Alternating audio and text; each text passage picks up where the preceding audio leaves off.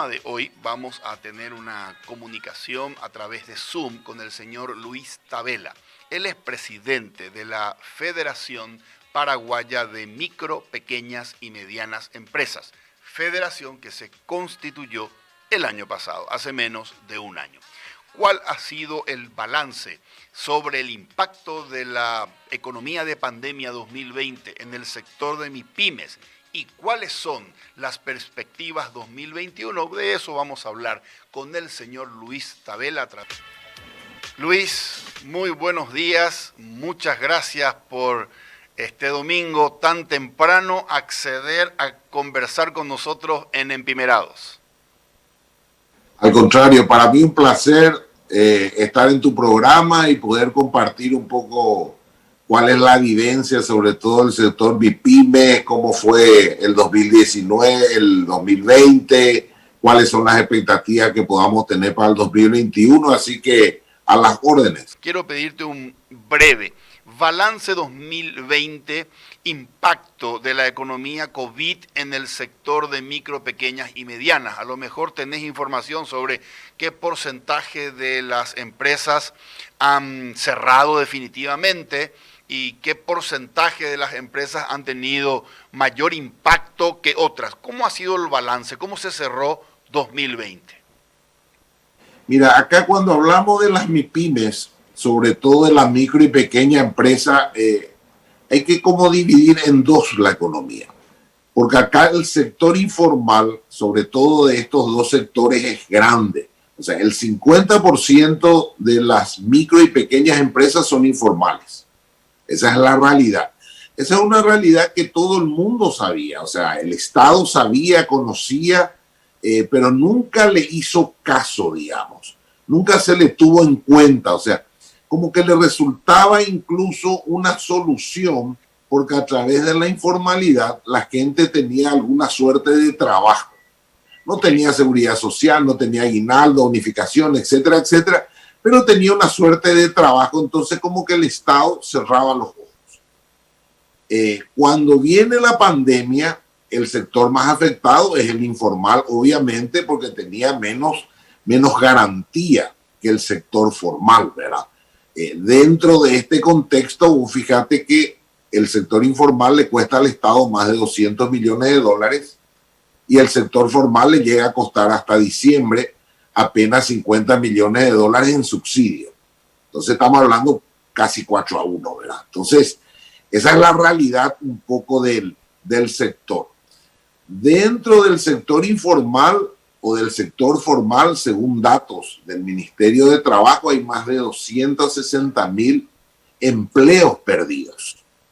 O sea, estamos hablando de mucha gente sin trabajo, 260,000 empleos perdidos. Perdón, Luis, 260,000 es incluyendo empresas grandes o solamente te estás refiriendo a las empresas micro, pequeñas y medianas. Yo creo que la gran mayoría, vos fíjate cuál es el espectro. El 70% de nuestra economía son MIPYMES. El 80% de la mano de obra laboral las hacen las MIPYMES. Entonces, cuando le afecta al 50 o 60% de las MIPYMES, le afecta a la fuerza laboral. Ok. Esa es la diferencia con la empresa grande. La empresa grande tiene, si bien es cierto, algunas tienen mucha mano de obra, pero tienen mucha tecnología, muchas máquinas. En cambio, las micro y las pequeñas empresas es casi artesanal, casi a pulmón. Entonces emplean mucha gente. Por eso es que siempre decimos que estos dos sectores fueron los más afectados. Y son los dos sectores que muchos difícilmente se recuperan. Correcto. Difícilmente se recupera. Entonces, estamos hablando de 260,000 personas que han perdido su trabajo durante el año 2020 a partir de esta economía COVID. Así mismo. Y esos son datos que se tienen. Yo creo que ese número es mucho más amplio, ¿verdad? Porque vos bien sabés que es muy difícil obtener datos reales en un país como el nuestro. Es muy difícil, no tenemos datos reales. Por ejemplo, vos me preguntás cuántas MIPYMES hay y el Ministerio de Industria tiene un dato, el Ministerio de Trabajo tiene otro y el Ministerio de Hacienda tiene otro. Ok. ¿Verdad? Entonces, no hay muchos datos. Pero a partir del mes de marzo nos juntamos poco más de 40 gremios nosotros para empezar a trabajar por todos los problemas, digamos, transversales a todos los gremios. Y dentro de esto había gremios, MIPYMES y también gremios grandes. Okay. ¿Verdad? Entonces ahí había como un intercambio de datos extraoficiales, digamos, ¿verdad? Por eso nosotros creemos que el número afectado en el 2020 fue aún mayor. Y podríamos decir de que miles, sobre todo de microempresas, quebraron. Quebraron por la falta de apoyo de crédito, porque no tienen resto, porque son empresas que viven con la venta del día. Y por supuesto no pudieron porque marzo, abril, mayo, junio fueron 4 meses muy, muy duros. A partir de julio más o menos empezamos a movernos y se vio una pequeña reactivación en el último trimestre del 2020, pero recién en el último trimestre. Esto de alguna manera permitió para algunos sectores poder pagar aguinaldo, poder terminar el año, pagar proveedores, pero en el balance de los 12 meses fue un año de pérdida.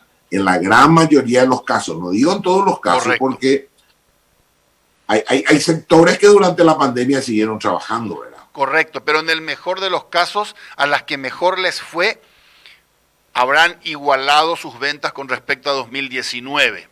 En el mejor de los casos seguramente, y en la mayoría de los casos las ventas han sido menores comparativamente con el año 2019. Definitivamente es así, ese es el resumen real. Muy pocos igualaron, muy pocos, a no ser el sector alimentos, que siguió como funcionando, el sector de servicios, llámese farmacias, supermercados, las industrias domisanitarias, por ejemplo, que evidentemente trabajaron muy fuerte durante el 2020 y lo van a seguir trabajando también, por lo que significa la pandemia. Laboratorios, estos sectores siguieron trabajando y mucho mejor incluso. ¿Verdad? Correcto, pero normalmente los sectores que les fue bien, como telecomunicaciones, como construcción o como laboratorios, son empresas ya grandes. Todas grandes. Exactamente. Todas grandes. Luis, a partir de este balance que te agradezco, ¿cuáles son las perspectivas 2021, el año de donde supuestamente vamos a rebotar 4% de crecimiento económico para el sector? Mira, yo creo que, y ahí hay que dividir otra vez entre la macroeconomía y la microeconomía. Ese 4% que es la expectativa que tiene el Banco Central, yo supongo que es por los altos precios que va a tener la soja. De 3.40 a 3.50 va a ir a 4.80, 500, 520, dicen algunos. La carne también tiene buenas perspectivas y algunos otros granos. Es el que va a producir el crecimiento.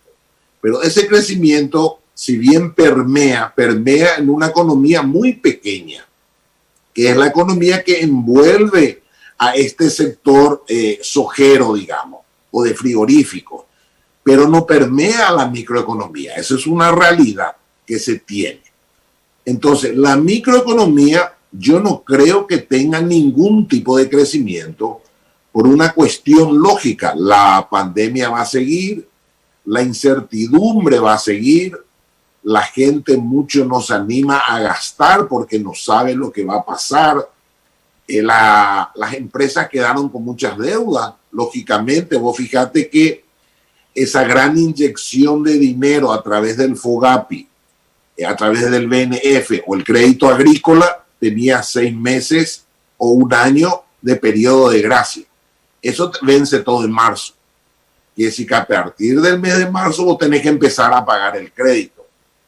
Y tu venta del 2020 no sé si te va a permitir eso, ¿verdad? Entonces, yo no le veo muchas buenas perspectivas al 2021 en el sector de micro y pequeñas empresas, ¿verdad? El Estado va a seguir invirtiendo en obras públicas, pero son obras públicas a través del MOPC, que es vial. Y las obras viales, si bien son importantes porque son infraestructura, que es una necesidad, pero el efecto es a mediano y largo plazo, tampoco a corto plazo. Entonces tampoco te va a servir para ese sector de micro y pequeña. Correcto. Para el sector de micro y pequeña te podría servir una fuerte inyección de dinero para construcción de viviendas, por ejemplo. Ok. Y te digo más, el último trimestre del 2020, el sector de la construcción tuvo un crecimiento del 15%. Y esto es lo que movió la microeconomía. ¿Cuáles son las principales demandas o pedidos que tiene este gremio de gremios, que es la federación que presidís, al gobierno? ¿Qué agenda de iniciativas ustedes están pidiéndole al gobierno que active o que emprenda de manera a que evitar que siga cayendo este sector de micro, pequeñas y medianas empresas? Mira, la federación, así como bien dijiste al comienzo, tiene 6 meses de vida, digamos. Okay. Está conformada por más de 30 gremios, que estos gremios sí son todos antiguos, ¿verdad? Algunos del sector industrial, otros del comercio, otros del servicio, es un mix de gremios. Incluso hay algunos gremios, por ejemplo, de Alto Paraná. La idea es llegar a todo el interior del país. Bueno, en este contexto hicimos, digamos, un balance y elegimos 3 prioridades que necesita el sector. Sí. Uno es el trabajo fuerte en la formalidad. Es muy importante y es clave para el crecimiento de este sector cuando aumentemos el grado de formalidad que hay, por 2 motivos. Uno, que a través de la formalidad vos podés acceder a mejores mercados y a mejores precios y a créditos. Correcto. Y la informalidad tiene un costo muy alto para el Estado, que al final el Estado somos nosotros. Sí. Nosotros somos los que generamos el dinero con nuestros impuestos y va a un sector informal a través de un subsidio que nos sirve para mucho, porque son personas que ganaban 3, 4 millones de guaraníes y están cobrando a través de estos subsidios 500.000 guaraníes. O sea, es más simbólico que otra cosa. Correcto. Pero, sin embargo, te cuesta mucho dinero como está. Entonces, creemos que la formalidad es sumamente clave. El otro es el acceso al crédito. Y en el acceso al crédito hay que trabajar en 2 caminos. La formalidad va a ayudar al acceso al crédito, pero hoy, para el sector de micro y pequeñas empresas, porque es una exigencia del Banco Central, el sector financiero le mide exactamente igual que una empresa mediana o que una empresa grande. O sea, si vos querés quitar 100 millones de guaraníes, te miden con las mismas exigencias que si querés quitar 2.000. Y esto no es posible. Hay países como Chile, como Brasil, incluso Argentina, tienen ya mecanismos de exigencias diferenciados para este sector de micro y pequeñas empresas. Acá todavía no tenemos. Entonces, creo que ahí hay un trabajo muy fuerte para hacer con el Banco Central, porque es el Banco Central el que después le tiene que autorizar el sistema financiero privado para que pueda cumplir esto. Porque vos fíjate que durante la pandemia, las 2 únicas instituciones que se prendieron al FOGAPI fue el BNF y Crédito Agrícola Habilitación, o sea, 2 instituciones del Estado. El privado no se metió porque no le convenía, primero porque no le gustaba la tasa, porque está acostumbrada a un 25, 30, 35% y el FOGAPI te decía hasta 10%. Y las exigencias, por supuesto, no.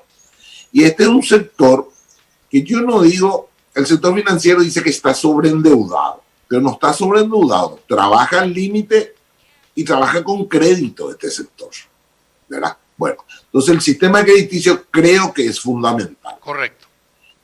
Y el otro es el acceso a nuevos mercados. Y dentro del acceso a nuevos mercados, vos fíjate que el gran contratante de nuestro país es el Estado. Okay.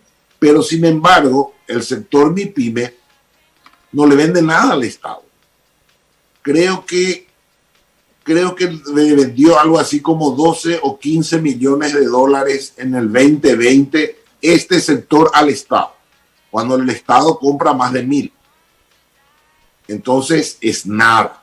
Entonces creo que ahí también hay que hacer un trabajo importante con contrataciones públicas y con las UOC de todas las instituciones, porque al final las UOC de todas las instituciones son las que terminan mandando, digamos, y creando artificios como para que entren siempre los mismos.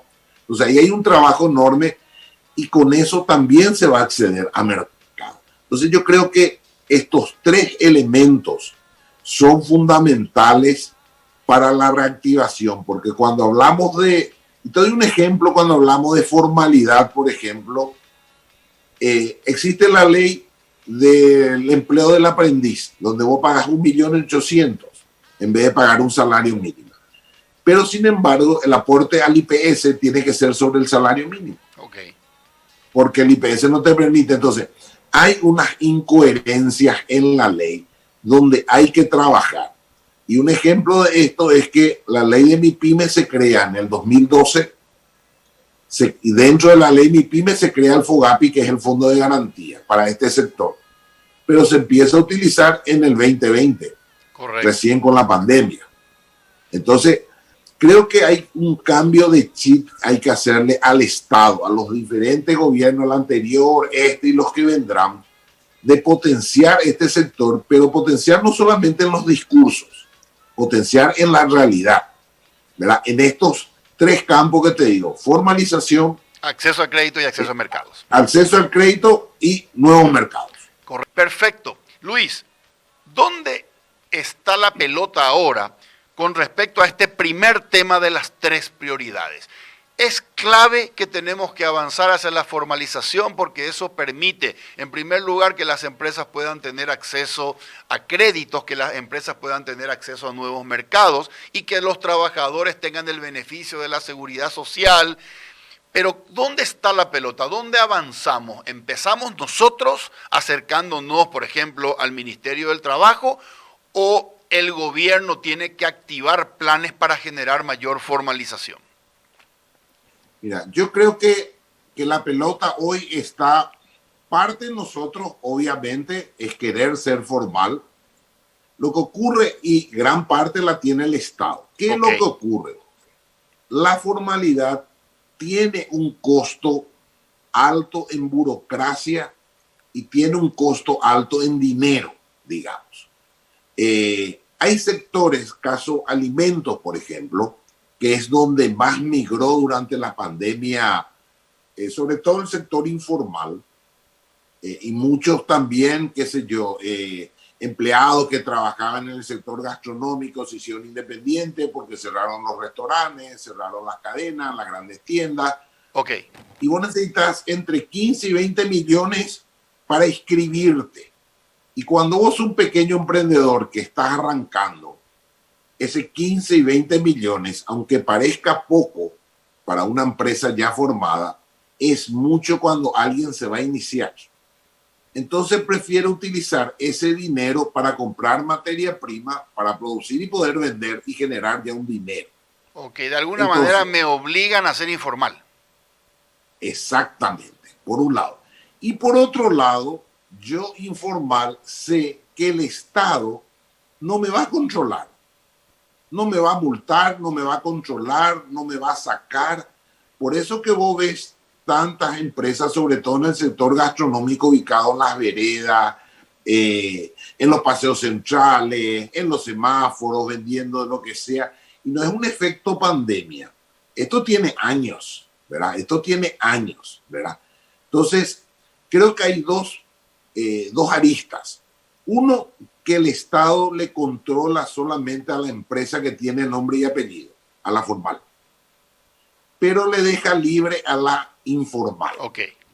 Y otro es que el Estado tiene que crear condiciones sencillas, rápidas y fáciles para que la empresa se formalice y por lo menos los 2 o 3 primeros años que no le cueste nada a la empresa.